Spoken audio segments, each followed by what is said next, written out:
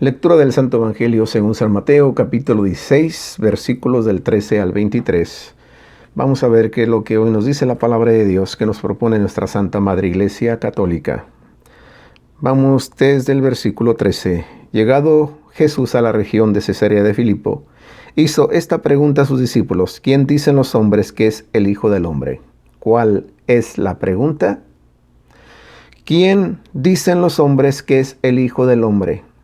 Esta pregunta es importante. Por aquí empezamos. ¿Por qué? Porque es importante saber qué es lo que se piensa en este tiempo de nuestro Señor Jesucristo. Y había opiniones muy variadas a lo que los discípulos dicen en el versículo 14. Ellos dijeron, unos que Juan el Bautista, otros que Elías, otros que Jeremías o uno de los profetas. Ahora viene la segunda pregunta, versículo 15. Díceles él, ¿y vosotros quién decís que soy yo? Aquí ya, el meollo del asunto. Esto es lo que dice la gente. Pero vosotros, pero tú, yo. Me pregunta Jesús. Pero vosotros, ¿quién decís que soy yo? Simón Pedro en el versículo 16 contesta, tú eres el Cristo, el Hijo de Dios vivo. Nadie más responde, solo Pedro. Tú eres el Cristo, el Hijo de Dios vivo. Jesús le dijo, replicando Jesús le dijo, bienaventurado eres Simón, hijo de Jonás, porque no te ha revelado esto la carne ni la sangre, sino mi Padre que está en los cielos. Esta respuesta de San Pedro para Jesús. Jesús supo al momento que esto era revelación divina. El Padre se lo había revelado a San Pedro, y sin más, tal como lo recibe, así lo expresa. Y Jesús lo sabe. Jesús mismo dice, nadie va al Padre si no es por mí, y si mi Padre no lo llama. Y en este caso, el Padre, por medio de esta revelación divina que ha dado a Simón Pedro, que reconoce a Cristo, tú eres el Cristo, el Hijo de Dios vivo. Es la razón por la que Jesús le dice, bienaventurado eres Simón, hijo de Jonás.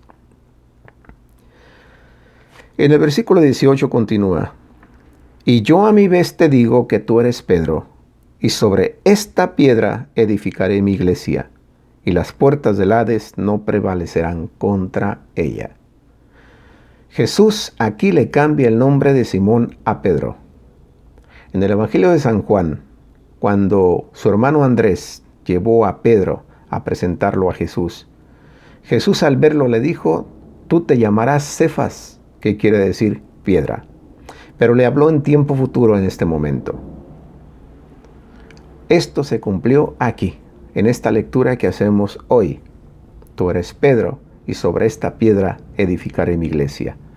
¿Para qué le cambia entonces Jesús el nombre de Simón a Pedro? Dice lo siguiente, a ti te daré las llaves del reino de los cielos, y lo que ates en la tierra quedará atado en los cielos, y lo que desates en la tierra quedará desatado en los cielos. Le da autoridad. No solamente, como dijo el versículo 18, y yo a mi vez te digo que tú eres Pedro, y sobre esta piedra edificaré mi iglesia, sobre esta revelación, sobre esta fe de inspiración divina que ha recibido San Pedro de parte del Padre, Jesús edifica la iglesia. Ante un mundo donde hay confusión, donde no se sabe dónde está la verdad, donde no se sabe de dónde te pega el viento, el punto de referencia es precisamente la iglesia que Cristo fundó. Y la fundó sobre la fe de Pedro, que le reconoció como tú eres el Cristo, el Hijo de Dios vivo. A ti te dará las llaves del reino de los cielos, y lo que ates en la tierra quedará atado en los cielos, y lo que desates en la tierra quedará desatado en los cielos. Esto es autoridad que recibe la iglesia. ¿Cuál iglesia? La única iglesia que es una, santa, católica y apostólica, la iglesia católica. Les guste o no les guste, es la única iglesia que Cristo fundó. Aquí hay mucha controversia con nuestros hermanos separados que Interpretan de una forma, interpretan de otra, pero la única que interpreta como debe de ser es la iglesia que recibió esta autoridad. Lo que tú ates, lo que tú desates, lo que tú digas o lo que no digas. Esta es la iglesia que Cristo fundó. Entonces mandó a sus discípulos que no dijesen a nadie que Él era el Cristo. ¿Por qué Jesús mandó que no dijesen que Él era el Cristo? Porque si ellos lo anunciaban de tal forma, entonces iba a ser más difícil poder llegar a las comunidades y poder llevar la predicación. Porque entonces no le iban a dejar. Por tanto, si así era tanta la multitud que le seguía, si se empieza a enseñar esto, entonces pronto lo van a proclamar rey. Cosa que sabemos al final, cuando hace su entrada triunfal a Jerusalén. Ahí la gente quiere proclamarlo rey ya al momento, pero todavía no es la hora. Y Jesús aquí les dice que no dijesen a nadie que Él era el Cristo, hasta que se llegue el momento. Continúa el versículo 21. Desde entonces comenzó Jesús a manifestar a sus discípulos que Él debía de ir a Jerusalén y sufrir mucho de parte de los ancianos, los sumos sacerdotes y los escribas, y ser matado y resucitar al tercer día. Versículo 22. Tomándole aparte Pedro, se puso a reprenderle, diciendo: lejos de ti, Señor, de ningún modo te sucederá eso. Apenas Jesús dice estas palabras, Pedro toma el papel con esa autoridad que ha recibido de Jesús ya ahí en este momento, toma la responsabilidad y reprende a Jesús, porque eso es lo que hace, reprende a Jesús. No te suceda esto a ti, Señor. ¿Cómo te va a suceder esto a ti? Tú eres el Cristo, el Hijo de Dios vivo. Tú eres el que habría de venir. Tú eres el anunciado para el pueblo de Israel. Tú eres el libertador. Esto no te puede suceder a ti, Señor. Pero ¿qué es lo que dice Jesús? Pero volviéndose, dijo a Pedro: quítate de mi vista, Satanás. Escándalo eres para mí, porque tus pensamientos no son los de Dios, sino los de los hombres. En otras versiones dice: tú eres piedra de tropiezo.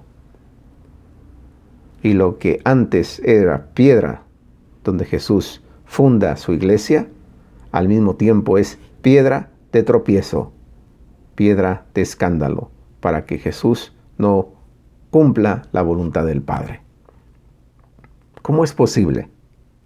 Una piedra puede ser para construir y para fundar sobre ella, y también puede ser una piedra de tropiezo. ¿Cómo son las cosas? Por eso nuestros hermanos separados dicen: Pedro no es la iglesia. ¿Cómo puede ser una piedra que más tarde es una piedra de tropiezo ser la iglesia de nuestro Señor Jesucristo? Eso pregúntaselo a Cristo cuando llegues a su presencia, porque así lo quiso Él. Tú eres Pedro, y sobre esta piedra edificaré mi iglesia. Y las fuerzas del Hades, del infierno, no prevalecerán contra ella. Ya mismo Napoleón Bonaparte, una frase por ahí que utilizaba ¿cómo se llamaba Heráclito de Éfeso. Era un filósofo en aquel tiempo, y él decía: todo pasa y todo cambia, nada permanece. Y utilizando Napoleón Bonaparte esa frase, lo dice: todo pasa y todo cambia y nada permanece. Solo la iglesia prevalece. ¿Por qué dice esto? Porque él mismo, en una de sus frases, y esta la apunté por aquí para decirla tal cual, decía: Alejandro, César, Carlomagno y yo fundamos imperios. ¿Pero sobre qué? Sobre la fuerza. Solo Jesucristo fundó en el amor. Y hasta hoy en día hay muchos que darían la vida por él. Mismo Napoleón Bonaparte, que en un tiempo tomó preso al sumo pontífice y se lo llevó con él a Francia, pensando, se acabó la iglesia de Jesucristo, no pudo vencerla. Porque así han pasado imperios, han pasado ideologías, han venido nuevos pensamientos y dejan de serlo.